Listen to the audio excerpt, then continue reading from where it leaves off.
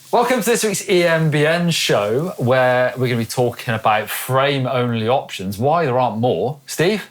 Well, you're in the right place because we are surrounded by frames. So when you talk about frames, the EMBN Show is the place to come to.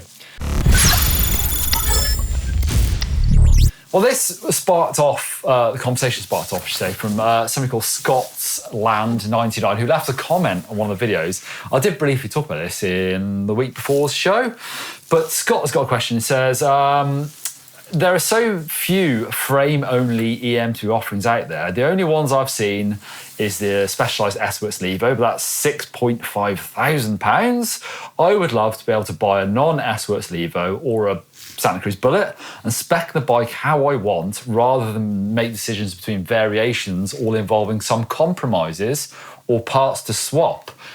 And you're correct. I've looked into this and the S-Works Levo is £6,500. There's a Crest line that sold out instantly. We talked about a couple of weeks ago. That's $7,000. Mondraker do a Neat, a Crafty and a Dune. But again, they're all £6,000 plus. Are there any budget options out there, Steve? Not really. Before I carry on, I was going to say these frames are not frame options. They're just for display purposes on the show. That's true. It's an interesting thing, isn't it? Because I think there definitely was a time in the mountain bike industry's past where, you know, buying a frame and upgrading it was a cool thing to do, which lots of people did, didn't they? My friend who's got a shop. It was a very high-end thing to do, wasn't it? To buy a $4,000 Santa Cruz frame. And, I mean, what a nice thing to be able to do is pick the handlebar, the stem, the fork.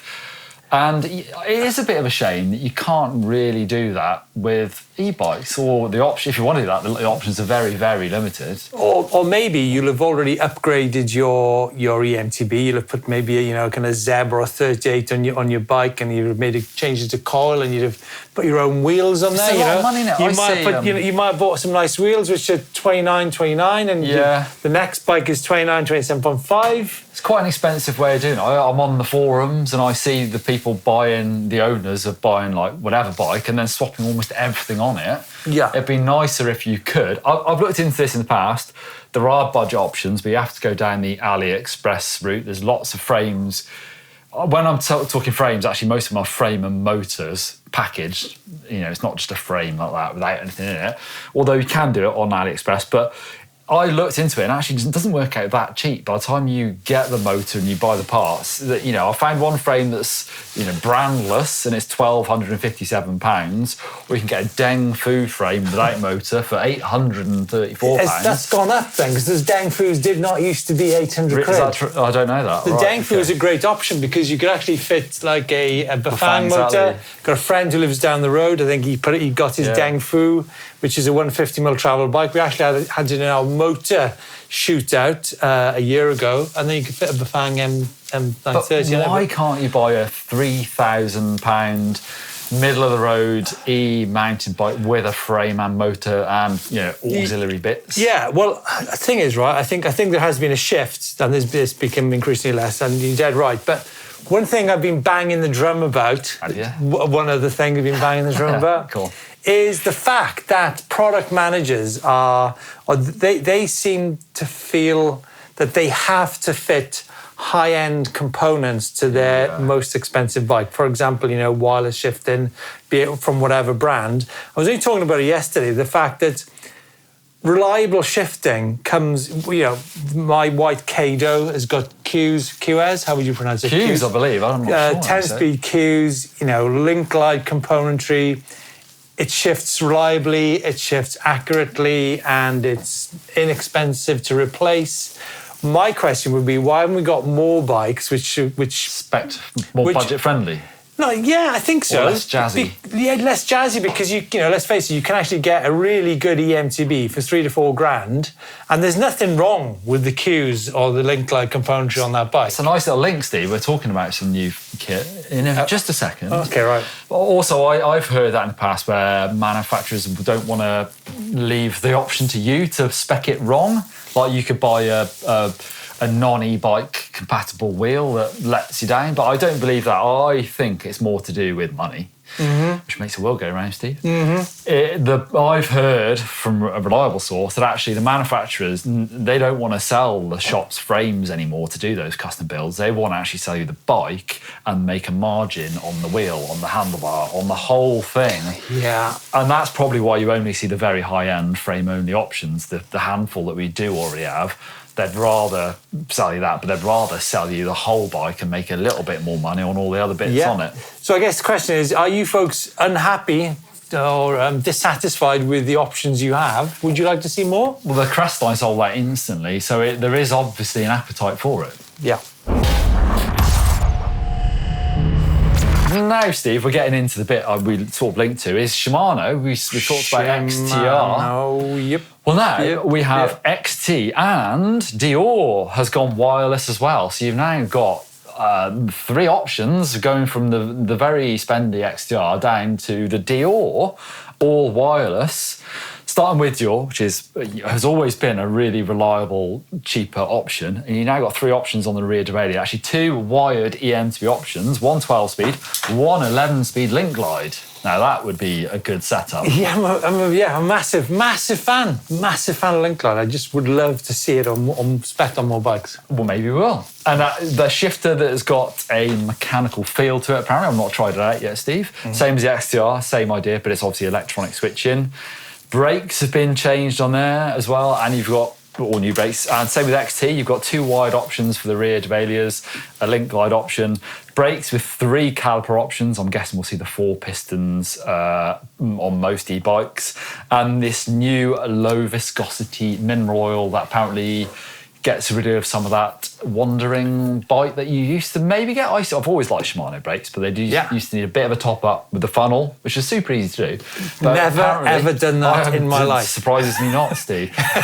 Doesn't surprise Nick either.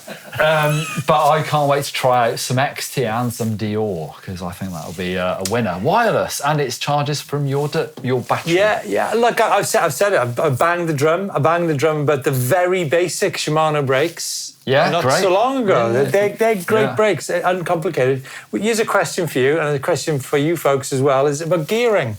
1051, do we need 12 gears? gears? I was thinking this exact thing. We've been talking about this for 8 years now. I'd like to try the 11 speed. I don't know what size cassette it is, but what we want? 1045. What we want is reliability, inexpensiveness, and accuracy when it comes to ships. That's all we need, right? Well, this might be the very answer. Yeah. Right, we shall head into some cool places, starting with white Kado. Is yours green? You've got a blue one, haven't you? I've seen a lot of Kados. Burrito Reservoir. We filmed here in January in the floods, and I was up to here. It says Plymouth. I mean, I was up to here, right? I mean, normally I'm up to here. For this occasion, I was up to here. Yeah. Carrying an e-mountain bike through one of those Dartmoor rivers. Ah, right. Doesn't look like Dartmoor. Yeah. It is Dartmoor, Burrito. Yeah. Stephen Lobb. Yeah. What about Loch Etive, Scottish Highlands?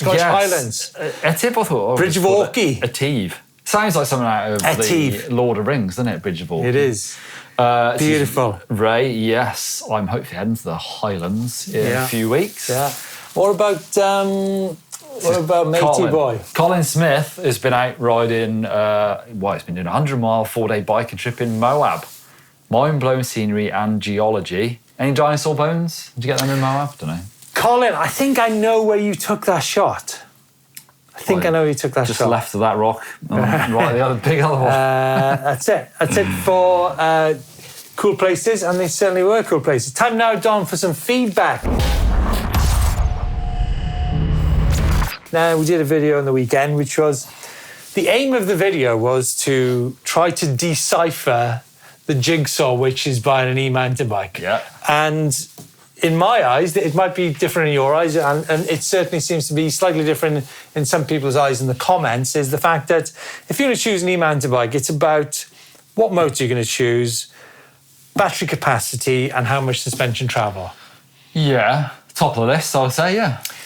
There are subplots to it. Obviously, price. I mean, price is incredibly important when it comes to buying an e-mountain bike. looks are incredibly important. Aesthetics. And so too is... Do you worry about aesthetics, Steve? I feel that's a loaded question. Nicholas is laughing as well. Thanks, by the way, for the comments on the grey beard. But and reliability and service backup. Those three things are also incredibly important. And so it seems, some people in the comments, Simon P. forgot to major on price, probably the biggest consideration for most people, I'd say. Hein McLeod, best tip, visit your local bike shop and check with the offer. Research said bike that falls in your price range and make the decision then. Do not trust what the salesperson recommends because they will, in most cases, sell you stock they're trying to get rid of. I mean, there is an element of truth in this because I've witnessed it many times from people buying bikes and going, oh, well, do you want me to buy this? I went for a walk around a bike shop the other day, first time in years. I looked to see what they had on offer. Lots of e-mountain bikes, lots of cargo bikes. It's quite interesting, actually. A comment we had actually from Richard Walsh who says, Amflow DJI didn't make the cut. Actually, no bikes made the cut in the video because the video wasn't actually about telling you what e-mounted bike to buy. It was actually telling you about the key parts that you need to think about. So, for example, when it came to the motor, it was just explaining that there's different motors. It was kind of a beginner video, really, an entry-level video. So the fact that you need to understand that there's difference in motors, understand there's differences in the size of battery, the fuel you get in the tank, in the watts, the kind of the miles per gallon that you can get, in other words, and also suspension travel, because we ride bikes from hardtails up to 180 mil travel, and I think to get the sweet spot on travel it's a major decision, right? 150 for my money, Steve. I think 150 as well. Nick, what would you go for? 150. Nick's on 150 as well. What else have we got here? More comments. Price, performance, looks are also excellent, and excellent customer support. So there you go. Please. I think the big thing is that we are here we've ridden loads of e-bikes, and I guess our role is to help you navigate and get the right answers to what e-mounted bike to get, whether that be through wheel size, motors, the type of terrain you ride, or your riding ability. So please let us know any questions you got in the comments, and we'll try to answer them for you. Don, you couldn't help yourself, could you? You couldn't help yourself on this week's show. Well, I love looking through our uploader to see what people have been sending us, and Mattia sent us this massive crash from Florence. Is this the front fork sticking? I don't know. Or the front brake sticking? It looks to me like a front brake incident, this. But there's Matthew was very happy with himself for about half a second, and then not so happy. Good scorpion grind. Well done. Bike fault. Well, then we'll get into what actually I'm looking at. Peter sent this in, a light carbon. Actually, this name popped up when I was looking for frame-only options. And they kind of look like the sort of Alibaba sort of brandless frames, but actually look good. Looks decent, and this is a light carbon LCE 930 with a Bafang motor on the Carkloof Trail in Howick, South Africa, Greg Minar's backyard. It's a big backyard, isn't it? It's a big backyard, isn't it? 38, 160 up front, 150 rear. Custom design and paintwork. That's a jazzy looking frame, actually. Super nice. Lovely, lovely. Rich Eggleton. Rich, we've seen Rich, that's a familiar name. Rich Eggleton, Amflow, PL, Carbon Pro. Huh? There are other people called Richard. Eggleton. Somerset Crooks Peak Ride. Super nice. Yeah, overlooking them. What's that? Is that cheddar? That related? Cheddar. This is Damien's Marin Rift Zone EL XR. Snappy name. Aussie Bushland trousers. Nice colour, I thought. It's a bit Aussie looking as well, isn't it? eMTB. I obviously tried to go for it, Steve. eMTBs have reignited my passion. There you go. For what? What, mountain biking? Trail riding in my mid-50s. Bloody amazing fun. Perfect. Come on, Damien. That's what it's about. Super nice. Yeah. And then I like this one. This is Bear and Harris. I've gone for sort of contrasting bikes. My bike, the Bear Rise M20, first e-bike, and it's changed my riding habits. I used to be a big headwind diva, whatever one of those is. Oh, and was sulk when there was a strong headwind, not an issue now. Basically stock. And then my son's bike is the Behemoth Himaway Cobra D7. It's got a good name, isn't it? It's a great name, isn't it? The Himaway Cobra D7. It's a perfect bike for my 6'8" son. Pretty crazy looking thing. Very good. These beasts are fantabulous. There you go. Nice. Super nice. Yeah, I ain't seen a Cobra D7 for a while, man. And Adrian White has got a Cube stereo in Brentwood, Essex. You ever been riding in Essex? Oh, so funny. Sorry. Yeah, I did actually. I did a geography field trip in Essex. Can we move on, please? Adrian White. Sorry, I've got to do that. What's wrong? I'm back. Okay, sorry, but excuse me for the interruption there. Yeah, where were we? Well, I think we're giving Adrian's bike a nice. Yeah. And then we're finishing up in Miltenberg, Franconia, Germany, on Daniel G's Trek EXE 9.8 Project 1. Isn't that the fancy spec your own job? Which is kind of the answer to a frame only. If you can spec your bike, like Orbeo do the Mayo, Canyon do it as well. Yeah. Well, there's that and that. There is that. Is that the answer? I thought about that. Yeah. Nice bit of trail that, Don. Super nice. Super nice. Yeah. Isn't it, Rocky? A few last bits before the end of the show. Hans Ray out on some slabs with some mates after 38 years. Big news, Hans Ray is off GT. He's been a GT rider for 38 years, Steve. Can you imagine doing anything for 38 years? I was actually riding with Hans in Garda and he was on a Mondrecker. Was he? He was. Well, I wasn't in the video. What was in the video then? Well, I don't know. I get he's been riding a GT one-off, but obviously GT has gone south, and it must have gone very south. It's gone very south. So it's a shame. That is it for this week's EMBN show, because me and the Don are literally out the door to Germany, to Eurobike, the biggest mountain bike show on earth. Frankfurt in the morning. We will be there for 5 days. And sausages, bikes, beers. Maybe. Yeah, and hopefully a load of new tech and exciting e-mountain bike news for you folks. Have you heard any rumours? Yes, I have. Oh. Well, there'll be daily videos coming this week with some of the best new tech. So keep your eyes peeled.